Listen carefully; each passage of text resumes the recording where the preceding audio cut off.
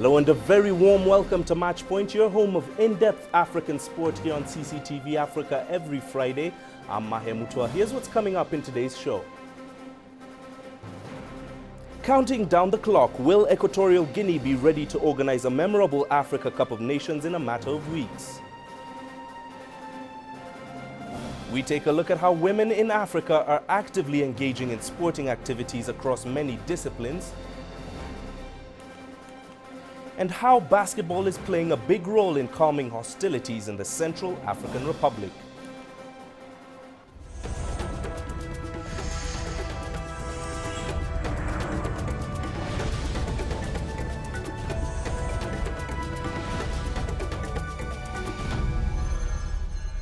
Welcome to the show. It is now just 43 days to the biggest football event on the African continent. The 2015 Africa Cup of Nations kicks off in Equatorial Guinea, and all eyes will definitely be focused on the Central African nation as it rushes to beat the deadline to be ready for kickoff. The tournament was initially scheduled to take place in Morocco, but the Northern African country was stripped of that right and disqualified from the event after asking it be postponed over Ebola fears. Equatorial Guinea are not first-time hosts of the tournament, having co-hosted the 2012 event with Gabon, but they now face an uphill task to have all facilities ready for the teams and football fans that will be traveling there. This is also a reprieve for agreeing to host the event on short notice, as the country's national side will now return from a cheating ban to participate in the continental event for the second time in their history. Well, football fans in Ghana are not fazed by the fact that their team has been drawn in the so-called group of death. Watching the draw in the capital, Accra, fans remained unshaken and optimistic that the Black Stars could make it all the way to the final of the tournament and even win the country's 5th AFCON title. The West African nation are drawn in the tournament's difficult Group C, which also has Algeria, Senegal and South Africa. Some fans, however, questioned the state of the national team, which is currently undergoing a changing process. New team coach Avram Grant takes over the reins of the team just over a month before the tournament begins. The team is paired with Africa's best-ranked team in Algeria, a rejuvenated South Africa under coach Ephraim Shakes Mashaba, and hard-fighting Senegal. Ghana like to be in groups of this nature. And so, to stand a test of time, you have to be able to beat the best in order to qualify to the next stage. So, to me, I think it's a fantastic group. To sail through the group is an anchor that you can move to the finals. So, I see Ghana to be in one of the groups that if you're able to sail through, then the sky is the limit. It's a tough group, but to me, I mean, Ghana Black Stars is one small team within the African Cup of Nations. We shall overcome. Because as of now, Ghana is not a very competitive team because we don't know even the first level. Every coach that will come, he has a different information for Ghana. So we have to have a competitive team like first 11 that we know that these are our first level. But as of now, we don't really have a good team. So I don't think Ghana can really take it easy on this. Well, staying with reactions to the draw in West Africa, Ivorian football fans were a bit more frank in their assessment of their team's chances. The Elephants of Cote d'Ivoire are drawn in Group D with Mali, Cameroon and Guinea. Here is a sample of the reactions. Since in soccer there's no exact science, we can have surprises. So it's up to us now to know how to take things seriously, to be able to better express ourselves in order to go to the second round. Je dois dire qu'a priori, to win an African Cup of Nations, we must of necessity beat great teams. We also have a great team and others are afraid of us, so we will take advantage of this in order to win at least this time round. I have the conviction that we will be second behind Cameroon, but it will be very difficult because this team we saw in the playoffs, it is really complicated. I see Cote d'Ivoire getting to the finals, but I will say that there are other aspects and other realities to take into account. Hervé Renard must have all his players and also get there healthy. Burkina Faso came closest to winning the Continental Showpiece at the 2013 edition in South Africa, where you'll remember they lost in the final to Nigeria. The team has now been drawn against hosts Equatorial Guinea, Gabon and Congo-Brazzaville in Group A. Let's now sample some reactions there after the draw was made. On peut dire que le tirage au sort, on peut le qualifier de bon. We can say it is a good draw. In any way, at this level of the competition, we could not expect a better draw than this one. The Etalons will give their best when we know that we have a title to defend. Do not forget that we are the vice champions of Africa because of it. People are waiting for us, and the Etalons will fight to hold up this status. We must only say from there, they must prepare very well, and since we know our opponents, we will work in the coming days to set up a coherent preparation schedule to put the Etalons in the ideal conditions to qualify for the second round.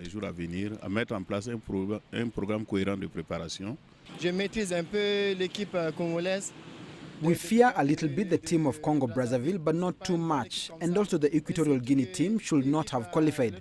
It is just because they are organizing the Africa Cup of Nations that they are trying to make it up. So the big game will be between Burkina Faso and Gabon. Therefore, with the presence of Petropia and with the support of his teammates, Burkina Faso can come out of this group first. Right, so now we know how the teams for the 30th edition of the Africa Nations Cup in Equatorial Guinea have been grouped. Following Wednesday's draw in the nation's capital, Malabo, all 16 teams now know their opponents and where they'll be playing come January. So let's begin with Group A. The 4 teams will play their matches in the port city of Bata. The Estadio de Bata is the country's biggest stadium and has a capacity of nearly 40,000. The 4 teams in Group A that will be participating there are Equatorial Guinea, Congo-Brazzaville, Gabon and Burkina Faso. Of these 4 teams, only one has won the competition before. That would be Congo. The Red Devils, as they are known, won the tournament in 1972 and have previously appeared in the competition 6 times. Let's move over to Group B now, and the 4 teams here will be based in the northeastern city of Ebebiyín. Now, there has been some discussion over whether the host nation will be ready because of venues such as this one. The stadium here is not as developed as the others and is the smallest of the 4, capable of holding just 5,000 spectators. The 4 teams that will be taking part in Group B are Zambia, DR Congo, Cape Verde and Tunisia. All 4 teams have featured in the tournament before, and 3 of them have won it in their history. Zambia claimed the 2012 edition. You'll remember they're only 1 in 16 appearances to date. DR Congo, meanwhile, have won the title twice in 1968 and 1974. Tunisia were African champions back in 2004. Now, Group C is what is being called the Group of Death. The teams there are going to be based in Mongomo, which sits to the west of the country near the border with Gabon. The city's main stadium, the Estadio de Mongomo, holds between 10 and 15,000 spectators. Once again, what is being called the Group of Death has Ghana, Senegal, South Africa and Algeria, all teams that can realistically mount a challenge for the title. Ghana, Algeria and South Africa all won their respective groups in qualifying, while Senegal finished as runners-up. So this will definitely be one of the groups to watch. Finally, the 4 teams in Group D will be based in the nation's capital, Malabo. Malabo is located on Bioko Island and has the 15,000-seater Nuevo Estadio de Malabo. The 4 teams seeking qualification out of this group will be Côte d'Ivoire, Guinea, Cameroon and Mali. Cameroon are the most successful of the teams here, having won the cup 4 times. Well, now moving away, Egypt will not be featuring at next year's tournament, but the country will instead be hosting the deciding match of the CAF Confederations Cup this Saturday. The country's top team, Al Ahly, has been training hard to make up for their 2-1 loss to Ivorian side Sewe Sport in the first leg of the final. Adel El Mahrouki has more. Huge crowd at the Red Devils' gates as hundreds wait, dying to get a ticket. Only 25,000 fans will be allowed in the final game. For 3 days, we've come from 6 in the morning to 8 at night, and they tell us there are no tickets. How come they sell 30,000 tickets in one day? Our only option is to buy from the black market for 50 or 60 pounds, while the price is 20. We want to have tickets and attend the game peacefully so that the police will lift the fan ban. We must attend. With the spirit, we give them the support they need to do their best. Al Ahly's management cancelled the only press briefing they had before the game. They locked their gates, allowing no one to get a glimpse of their final preparations for the Confederation Cup final. Experts believe it's an easy task. This is by far the easiest championship for Al Ahly. Any manager wouldn't dream of an easier team to face. SawaSport is technically and physically humble, so any 11 players wearing the Al Ahly t-shirt are capable to win. It could be an easy match, but not necessarily that easy. Already the Red Devils have lost in the first leg 1-2. Their only available striker for the final is Ahmed Meteb. He's not been in good shape since his hamstring problem earlier this year. It's been a terrible football year for Egypt, so it's not just Al Ahly fans who hope the team will win. The entire country will be supporting the Red Devils this time. They will be the first Egyptian team to win the African Confederation Cup title if they win. Adel Mahroui, CCTV, Cairo. Right, time for a quick breather here on Match Point. When we return, we take a look at how women in Africa are actively engaging and excelling in sporting activities across many disciplines.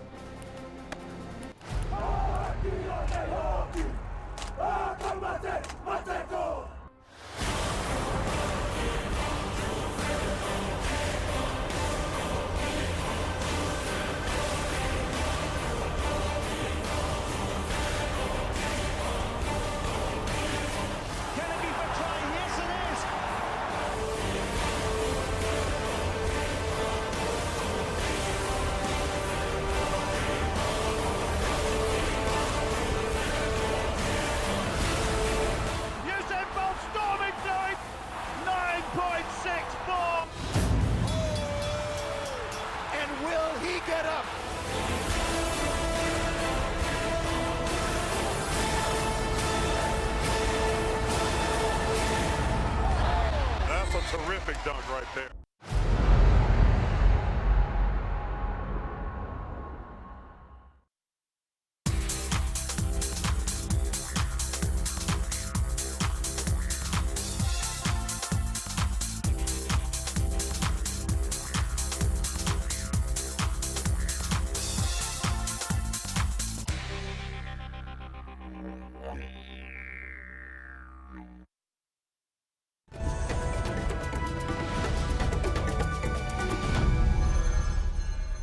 Welcome back. Let's now take a look at how African women have been faring in the field of sport. We start off in Uganda, which is determined to make its mark yet again at the Africa Cricket Women's Under-19 Championships.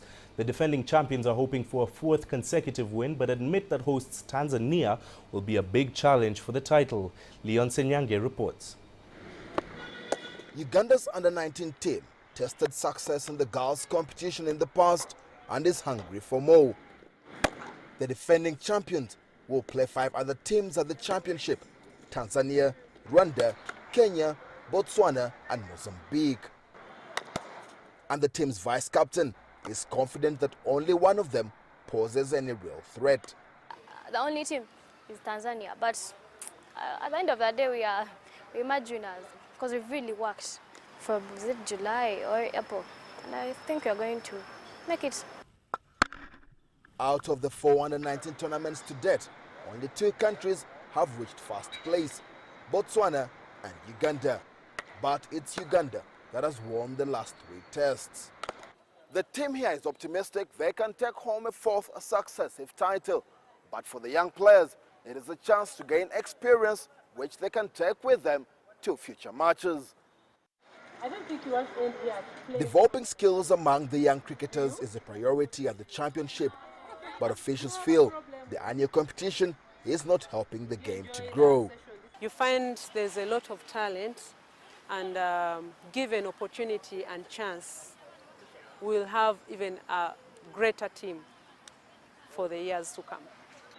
Uganda play Mozambique in their opening game before locking horns with Rwanda. And as the current title holder, Uganda is likely to be seen as the team to beat in this tournament. Leon Senyange, CCTV, Kampala. To West Africa now, and football has always been perceived to be a male-dominated affair in Togo. Women's football has hardly received any attention as compared to the men's game, but women are now being urged to take part in the sporting activity. A 3-week tournament for young women has been organized as a way of nurturing their talent in football. The tournament, which will comprise 10 teams, will be used as an opportunity to help streamline the organization of national and international competitions for female players. The level of women's football is very low in Togo, so today we are striving to change positively women's football at the national level. We currently have 4 great female clubs in Lome, and they are capable of defining the Ghanaian and the Beninese clubs. I'm so glad to see men play football, so I would say it's a passion for me, and I can say that I'm able to excel. It's just a matter of good organization. Personally, I like football because it allows me to do physical exercise and maintain good health. It just demands a lot of breath and resistance.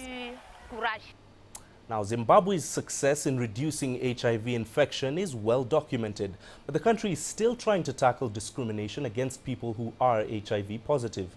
A football team there has been helping the cause. CCTV's Farai Mwakutuya has more. Maria Kabudura has been HIV positive for over a decade. She lives in Epworth, one of the poorest suburbs of Zimbabwe's capital, Harare, and one of the worst hit by HIV. But Maria survived by getting access to treatment and thanks to an unlikely form of therapy. Playing soccer helps lower stress. We can laugh off our problems. We also share our problems and ideas.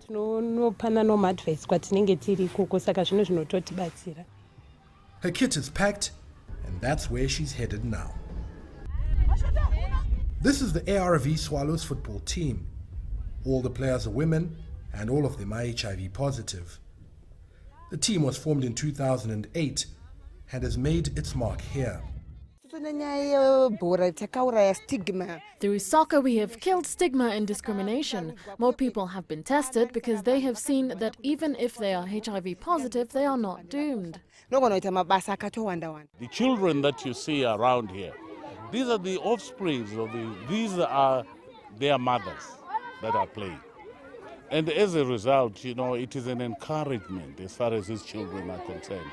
At least, when they know that their mothers are HIV positive, at least they know they're not going to drop dead tomorrow. And to them, it gives them hope. The Swallows were training for an upcoming tournament when I visited. Their referee didn't turn up, so I was allowed to be the only man on the pitch, but only if I could fill the void.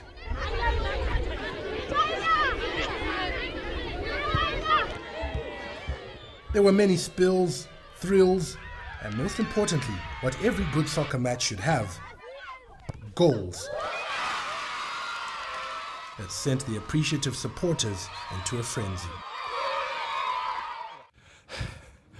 Well, the match is over now, but only because the referee couldn't keep up with the pace of it. These women are a lot fitter than you'd imagine. After a team talk to tweak their tactics ahead of the next session, it's time for song and dance. The team's signature song is a call to get tested, which is fortunately not falling on deaf ears.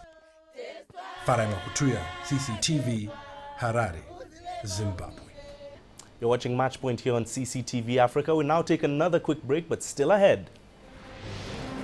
Our basketball is playing a big role in calming hostilities in the Central African Republic.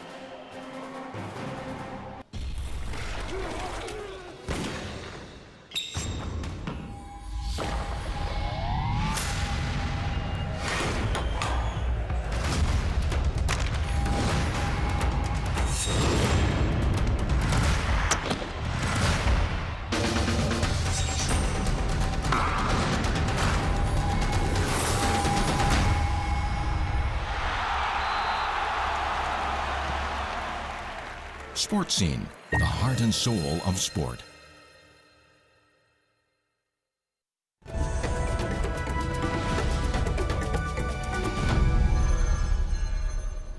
Welcome back with the Dubai Sevens swinging into action this weekend. For our Matchpoint Top 5 segment, we look at the all-time highest try scorers in Rugby Sevens history from the African continent before this weekend's Dubai Sevens. At number 5 is South Africa's Marius Schoeman. The former Springboks Supremo started his career at the Western Province Under-19s and had a prominent career between 2001 and 2009. He scored an impressive 103 tries for the Blitzbokke. At number 4 is another South African, this time one who is still currently active. Cecil Africa has scored 109 tries for his national side since he first appeared for the Sevens team in 2009. At 26, he still has plenty of numbers to post in his future. Kenya's Humphrey Kayange is third on our list of top try scorers from the continent with an impressive 150 tries. Of late, the former captain has missed out on team action but already has an impressive tally to place him third on our list. At number 2 is Fabian Uriz, who until recently was top African try scorer of all time. The South African fullback was third highest try scorer overall going into 2014 and has touched down a whopping 179 times for South Africa. So who could possibly be our number 1? As of the latest numbers released just yesterday, Kenya's Collins Injera is the highest scoring African Rugby Sevens player with an incredible 191 tries. Like his compatriot Kayange, playing time has been rare of late, but the numbers speak for themselves to put him top of our Matchpoint Top 5 list. Now, once famous for its basketball talent, the Central African Republic lost its pride in the sport after the country was engulfed in violence. The sound of guns and mortar, however, have for now been at least replaced with a cheering for the country's top basketball teams. Hundreds gathered to watch a basketball match in the Central African Republic. Even the country's president, Catherine Samba-Panza, and some top officials are in attendance. Only a few months ago, a competition like this would have been unthinkable. The main aim is just to gather people, mostly the youth. As you know, Telecel Africa is assisting the population in developing the country. This includes the improvement of public health and the promotion of culture and the protection of environment. So today, our goal is to bring people together and tell the youth, let's unite for peace. The national defending champions Hit Tresor is battling it out with arch rivals Tongolo. To the thrill of its fans, Tresor is in impressive form. Despite team members having been forced into hiding during the violence, they were outstanding and they quickly gained the lead against their opponents. Tongolo, however, wasn't giving up easily. The team fought back aggressively, closing the gap to 44-39 by the end of the first half, and the second one saw some fierce competition. Tresor, however, did turn up the heat, and at the last whistle, they snatched a narrow win. 60-58 was the final score. This is really encouraging for the Central African people. I know that even if they are at home, in hospital, or up country, they watch us tonight. It is a honor and a great joy for the Central African people. The success of the competition is just a good sign that many yearn for the return to normalcy in the Central African Republic. Reprisal attacks between Christian anti-Balaka militia and Muslim militia threaten to tear the country apart. Many were forced to flee, and suspicion and fear have reigned in the capital, Bangui. The intervention of former colonial masters France and the African Union forces, however, has helped to restore order. Sport, too, it seems, can play a big role in the healing process. Ramanyang, CCTV. Right, Somalia now, and another example of how sport can positively impact the society. As the nationwide recovery of sports that began in Mogadishu continues to spread and gather speed, the city is now beginning to enjoy volleyball by the beach. From a simple pastime on the sands of Lida Beach to a competitive sport, beach volleyball has become one of the city's newest attractions. A recent tournament that featured 7 teams was held there, aimed at promoting peace. That was won by Portside Dekada. Well, let's now take a look at the other stories making headlines across Africa this week. Cricket South Africa this week named the preliminary 30-man squad to the ICC Cricket World Cup in line with the tournament's regulations. This comes a month before the team names their final squad of 15 players to travel to the tournament next year. Next year's Cricket World Cup will be co-hosted by Australia and New Zealand and runs between the 14th of February to the 29th of March. The Proteas will kick off their campaign against Zimbabwe on February the 15th. Banyana striker Portia Modise was named this year's South Africa Sports Star of the Year at the awards ceremony in Johannesburg. Modise became the first African player to reach the elusive 100-goal mark in international football and was featured along with other sportsmen who made an impact for South Africa over the past 12 months. And finally, international rugby referee Craig Joubert made a change of disciplines when he was named as one of the 2 officials for Friday's Nelson Mandela Legacy Cup match. This is not the first time that Joubert has tried his skills outside rugby. He made his umpiring debut earlier this year. Well, that's it for this edition of Matchpoint. Remember, you can send your feedback to matchpoint@cctv.com. We'd love to hear from you. You can also visit our Facebook page, CCTV Africa, or our Twitter handle is @CCTV News Africa. Thanks for watching. I'm Mahe Mutwa. We now leave you with some images from the sporting highlights this past week.